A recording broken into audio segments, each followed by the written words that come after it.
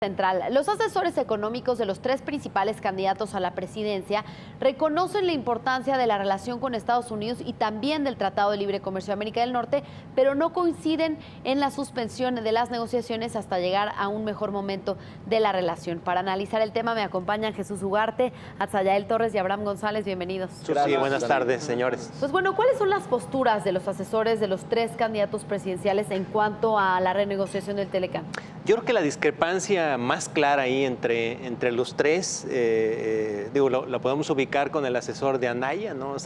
Salomón Chertorivsky, que habla de lo que tú acabas de señalar, hay que levantarse de la mesa, esa es una. Dos, hay que establecer acuerdos bilaterales. Yo es lo que veo más destacado ahí y que creo que de alguna manera discrepa con lo que señalan los otros dos asesores, el asesor de AMLO, Gerardo Esquivel, y el de Meade, lo cual pues creo que está fuera de lugar completamente esto, ¿no? Él habla de un acto de dignidad, no sé si por los actos recientes de violación de derechos en el tema migratorio, a lo mejor probablemente lo haga un poco en función de esto, en ese sentido, un poco sensibilizado por ese tema, pero pues, está totalmente fuera de lugar. Yo lo que puedo decir es, en mi opinión, creo que el equipo negociador, todavía la actual administración ha demostrado una gran capacidad, ha demostrado paciencia, ha demostrado serenidad, y es un equipo altamente calificado, técnicamente hay que reconocerlo.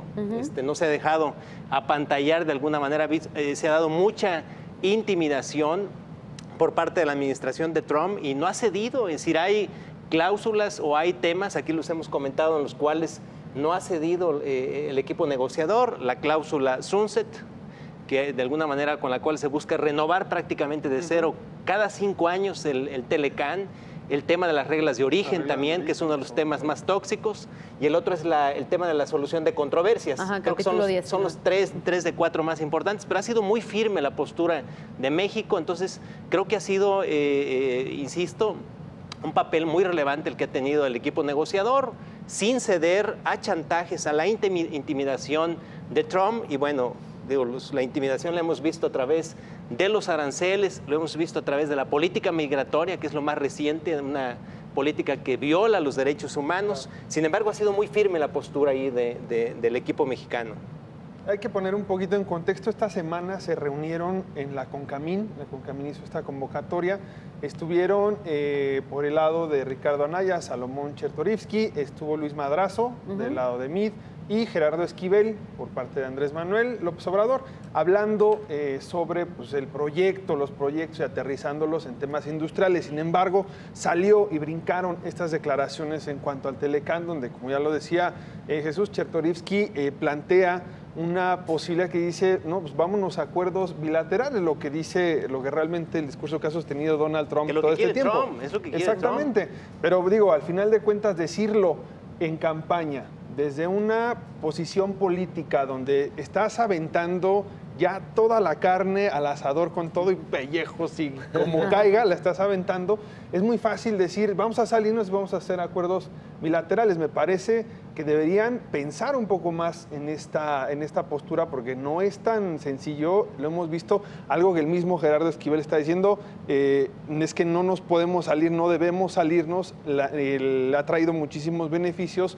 Lo que sí no hay que hacer es no ceder ante imposiciones, que es lo que ha hecho Estados Unidos, ¿no? Coincido con el tema de que más allá, digamos, del tema, digamos, comercial, que por supuesto es la base de la discusión, la lectura política que podamos hacer de esta reunión que tuvieron y de estas posiciones, creo que ahí radica, digamos, lo más interesante, pues, de este tema. El asunto es que, si recordamos, hace un año, probablemente menos de un año, digamos unos 8 meses, 9 meses, la posición que más asustaba en el mercado era la posición de Andrés Manuel, diciendo que no se firmara nada, digamos como la posición más radical y por la que el tipo de cambio llegó a reaccionar en algunos momentos. Y bueno, pues ahora resulta que es el asesor económico de Anaya el que está diciendo, levantémonos de la mesa, esto se trata de dignidad, no vamos a ir para adelante con el Telecán.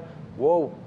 Calmen, ¿no? O sea, claro. Creo que este cambio de posiciones tiene mucho que ver con la estrategia política que están manejando ya, digamos, viendo la dinámica que han llevado las encuestas y, por supuesto, ya a 10 días prácticamente de la elección, en donde, pues, como dice Atza, Ricardo Anaya tiene que echar toda la carne al asador y parece que los asesores económicos se lo están tomando muy en serio y dice, pues vamos a tratar de buscar alguna base, digamos, de captar una base electoral. Ahora, me sorprende que por del lado de Gerardo Esquivel y asesor económico de Andrés Manuel, pues entonces ahora la política es muy en línea con lo que se está planteando en este momento. Vamos a seguir negociando, no vamos a ceder en las cláusulas, digamos, en lo más espinoso, en las exigencias y en los asuntos más espinosos, particularmente lo que tiene que ver con el mercado automotriz, y con una postura relativamente, digamos, moderada, ¿no? Diciendo, no vamos a ceder, pero tenemos que seguir con la negociación. Es, al final, el socio comercial más grande y resulta que el asesor del PAN dice, levantémonos de la mesa, vayámonos y dejémoslos ahí. Y además, pues creo que es un momento también en el que el tratado pues está muy frágil. Incluso Moisés Calacho ha dicho, no hay que levantarnos de la mesa. El tema de la imposición de aranceles, esto también lo dijo Guajardo, al acero y al aluminio, no son factores para retirarnos de la renegociación. Y los negociadores estadounidenses han sido muy agresivos, por lo que hay que mantener la prudencia por parte de México. Entonces, pues sí, irónico pareciera que el PAN hiciera este tipo de declaraciones en tema Telecán. Es el frente integrado por el PAN, PRD, Movimiento Ciudadano.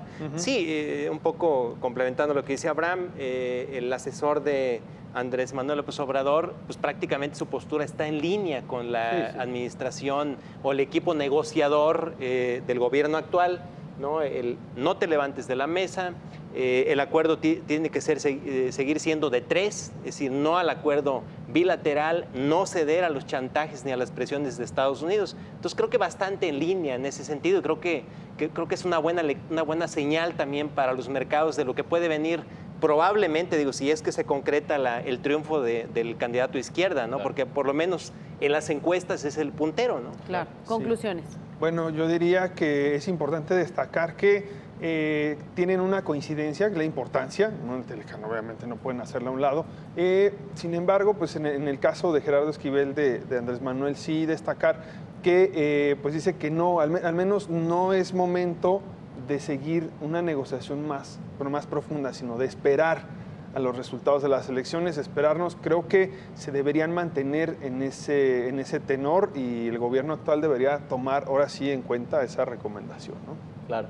Pues han pasado muchas cosas prácticamente todos los días. Estamos viendo noticias nuevas, noticias frescas acerca del tema comercial, acerca de la negociación del Telecán. Lo más reciente es lo que dijo Donald Trump. Hoy mismo dijo que estaba siendo duro con México en cuanto a la negociación del Telecán, porque México no estaba haciendo nada en el tema migratorio para evitar que más mexicanos cruzaran lo dice casi a diario, Estados Unidos. Entonces, digamos, todos los días estamos viendo algo de información. Por ahí esta semana han surgido versiones de que sí, en julio van a volver las reuniones ministeriales, que si no vuelven, que si probablemente después de las elecciones se abra una oportunidad para cerrar el acuerdo.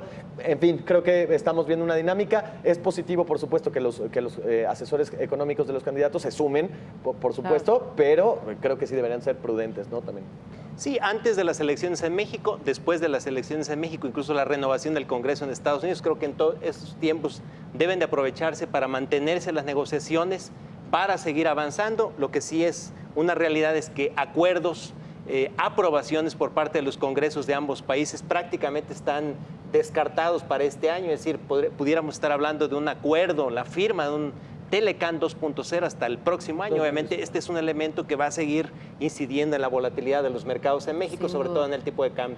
Sin duda, y pues no creemos que, no creo que en los próximos días, en las próximas semanas se llegue a anunciar un acuerdo en torno a esta renegociación del Telecán. Falta todavía un largo camino por recorrer, parece, aunque todo puede pasar de un día para otro. El presidente de Estados Unidos igual puede anunciar cualquier cosa, pero bueno, como lo hemos platicado aquí, no lo creemos. Aunque las autorizaciones del Congreso, allá no hay fast track. Sí, tendríamos que esperar varios meses. Así es. Con el cambio de Congreso, la renovación del Congreso. Y bueno, con esto cambiamos de tema porque, como ya lo comentábamos, el día de hoy el Banco de México elevó 25 puntos base su tasa de interés para ubicarla en 7.75%. Se incorpora a la mesa Baude Barrientos, bienvenido.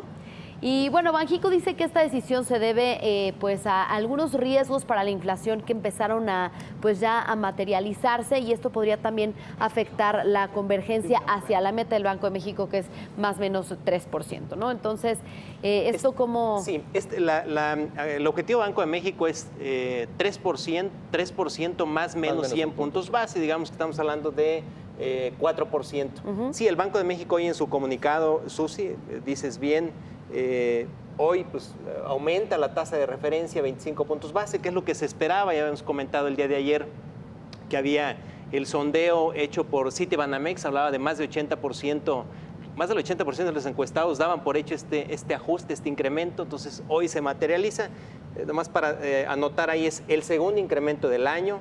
Esta tasa, el nivel, porque pasa de 7.50 a 7.75, ese 7.75 se ubica como el nivel más alto desde agosto de 2008, cuando llegó a 8.25, digamos que está a 50 puntos base la tasa de referencia del Banco de México, y fue por decisión unánime este incremento, ¿no?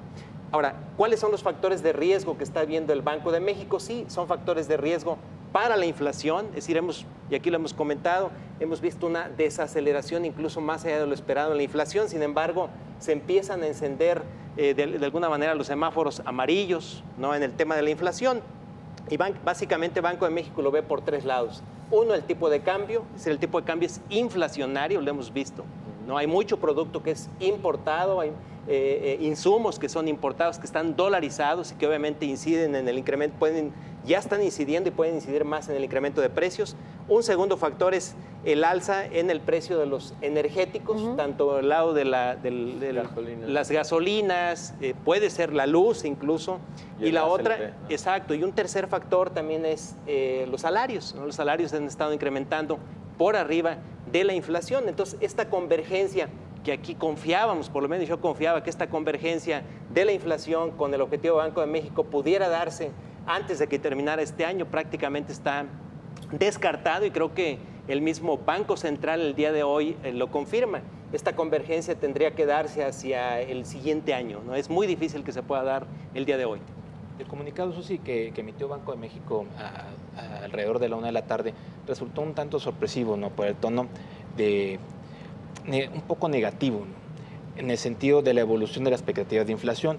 O sea, ellos dan a entender de que pudiera haber más ajustes en caso de ser necesario, porque sí están viendo que la inflación va a repuntar. De hecho, mañana se va a conocer la estimación para la primera quincena de junio y podría incrementarse un poco. En mayo fue 4.56% a tasa anual, y para la primera quincena de junio podría subirse a 4.58, 4.59, ¿no? Está reconociendo el Banco de México que está contaminando un poco las expectativas de inflación el proceso de renegociación del Telecán y la incertidumbre asociada al proceso electoral, pero aún más es la ruta que han seguido las tasas de interés en Estados Unidos, ¿no? Lo que comentábamos ayer, de eso a su vez está presionando el tipo de cambio, y como lo comentó Jesús hace unos momentos, está presionando a los combustibles.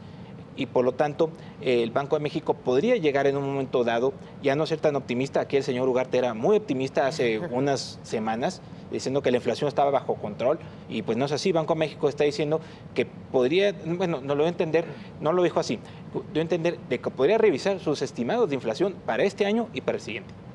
Hay que recordar, Baude, ¿me lo permites? Señalas ahorita que era optimista. Sí éramos optimistas. Hay que recordar, a ver, te falta la memoria no, yo dije Baude, que la inflación ahí está. Te falta la memoria, es decir, recuerda que el 17 de abril el dólar interbancario rompió el piso de los 18. bajo la expectativa de que ya venía el acuerdo en principio del Telecán. Era un espejismo, se ha descompuesto, digamos, el escenario. No somos adivinos, es decir, no tenemos la lámpara mágica ni nada. Entonces, sí, es decir, en 2 meses se ha deteriorado de manera importante y ha cambiado mucho el discurso del Banco de México. Entonces, hay que matizar ese tipo de aseveraciones. Y ahí el tema y lo que he podido recoger un poco entre las opiniones de los analistas es la dependencia, digamos, que ahora le deja esta decisión sobre el tipo de cambio. El asunto es que el tipo de cambio se ha depreciado en lo que va de este trimestre casi 12%. Y la Comisión de Cambios no había intervenido sobre digamos, como las condiciones, porque no había falta de liquidez, digamos, los spreads estaban relativamente controlados, no había una necesidad en la que la Comisión de Cambios debiera intervenir. Sin embargo, bueno, el Banco de México dice, ok, las condiciones para el mercado cambiario están normales, están, digamos, estables, pero estos niveles del tipo de cambio sí van a afectar a la inflación y parece que no es algo transitorio. Algo interesante que he escuchado entre varios analistas es que deberíamos acostumbrarnos ya a estos niveles, porque la realidad comercial en la que se está viviendo, la realidad, digamos, de riesgos externos parece no cambiar y el tipo de cambio es el amortiguador, digamos, el amortiguador por excelencia para este tipo de riesgos. Entonces, bajo ese escenario, estos niveles actuales son niveles a los que nos deberíamos de acostumbrar, que eventualmente se transmitirán a la inflación y por los que el Banco de México tendrá que actuar. No se descarta, y la mayoría de los analistas coinciden en eso, no se descartan nuevas alzas para lo que resta de el siguiente año, de este año, perdón. Así es, por lo pronto, digo, ahorita que habla de no se descarta nueva alza en la tasa de interés, se está ya contemplando que para la próxima reunión de política monetaria del Banco de México del 2 de agosto se dé un incremento un incremento adicional de 25 puntos base, lo que llevaría la tasa de referencia al 8%. Ahí que lo que veíamos, ¿cuál fue la reacción hoy del mercado, Susi? Por aquí, si nos regresan otra vez el gráfico, vemos un poco el intradía de lo que ocurrió en el dólar interbancario. El tipo de cambio? Sí, vemos a las 12 estaba en 20.36 todavía el dólar interbancario y termina con una ganancia hacia la 1.30, pues prácticamente estamos hablando ahí de 9 centavos, ¿no? En la jornada llegó a ganar como, aquí lo que estamos viendo, 15 centavos durante toda la sesión, que representa una apreciación de 0.7%, ¿no? El peso frente al dólar. Además, ya son 5 días de ganancias los que acumula el peso. 5 consecutivas que equivalen a por ahí teníamos el otro gráfico nos da cuenta de ello, de la recuperación en las 5 sesiones. A pesar de la guerra comercial. Sí, es digamos, es un respiro, es un rebote. Estamos arriba de 20 igual, Sí, así es. Mira, Baudel, pese al respiro de los 5 días, digamos, el rebote que ha tenido el peso frente al dólar, ha perdido 13% en 2 meses. Digamos, para ser más específico, 12.6% desde el 17 de abril, que fue ese día en que el dólar interbancario rompió el piso de los vamos, hay una depreciación muy, muy grande. Hace unos días Baude decía que era lo de menos la depreciación del peso frente al dólar, lo cual me parece a mí irresponsable completamente eso, porque hay que preguntarle a las empresas, a las emisoras que tienen deuda en dólares, hay que preguntarle a las empresas que tienen también deuda incluso en pesos, lo que está pasando, cómo les cae este tema de la depreciación del peso frente al dólar, cómo les cae también el aumento de las tasas de interés. Muchos de los créditos hipotecarios, automotrices, incluso los bonos en la Bolsa Mexicana de Valores, certificado bursátil, están referenciados a TIE. Es decir, tienen un componente variable. Lo que repercute, por supuesto, en el consumo. Repercute, ¿no? y lo van a trasladar al consumo. Entonces, me parece a mí responsable, Baude, hace unos días, hace unas semanas, decía, es lo de menos la depreciación del peso frente al dólar, como si fuera algo simbólico, porque él lo ve todo simbólico, lo ve de fantasía, así como los aranceles. Bueno, cerramos con esto, conclusiones. Una de las conclusiones, Susi, sería de que para finales de año el panorama podría despejarse, siempre y cuando se renegocie Telecán, se alcance un buen acuerdo. Y también, bueno, ya el factor de incertidumbre ya se va a despejar a partir del 2 de julio. Esto podría ser el fin de la política restrictiva del Banco de México, pero hoy por hoy la mente es pesimista. El único optimista aquí es el señor que está a mi lado.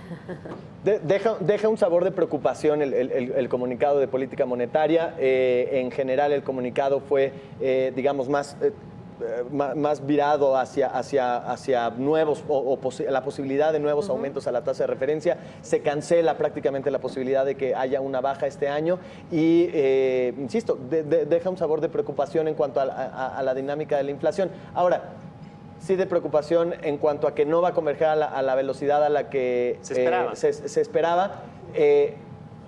Aunque los niveles de inflación no son de lo más preocupante o de lo peor que hemos tenido en el país, estamos hablando de 4 y tantos %, que además está muy por debajo de otros países emergentes, pero sí deja sabor de preocupación en cuanto al efecto que podría tener la política monetaria sobre el crecimiento económico. Así es. Este nivel efectivamente puede ya tener un impacto sobre el crecimiento económico, ya lo hemos platicado acá y creo que pues esa advertencia que hace el Banco de México y la lectura que hacen los analistas acerca de posibles alzas adicionales a la tasa de referencia este año probablemente pueda generar un impacto en la actividad económica. Sí, es decir, va a repercutir en el crecimiento. Coincido con Abraham, la expectativa es de un crecimiento al cierre de este año 2.2, 2.3% del PIB. Yo creo que con estos incrementos que son sin lugar a dudas restrictivos, el PIB no va a crecer ni 2%. Ahora, nada más para terminar, en 2 ocasiones el Banco de México en su comunicado hablando de las preocupaciones, marcada incertidumbre, en 2 ocasiones lo cita, y también en 6 ocasiones cita la palabra incertidumbre. Si vienen más aumentos de tasas de interés, va a seguir la volatilidad del tipo de cambio, no nos sorprenda un dólar arriba de los 21 pesos. Bien. Con esto hacemos una pausa y regresamos con más análisis a Mesa Central.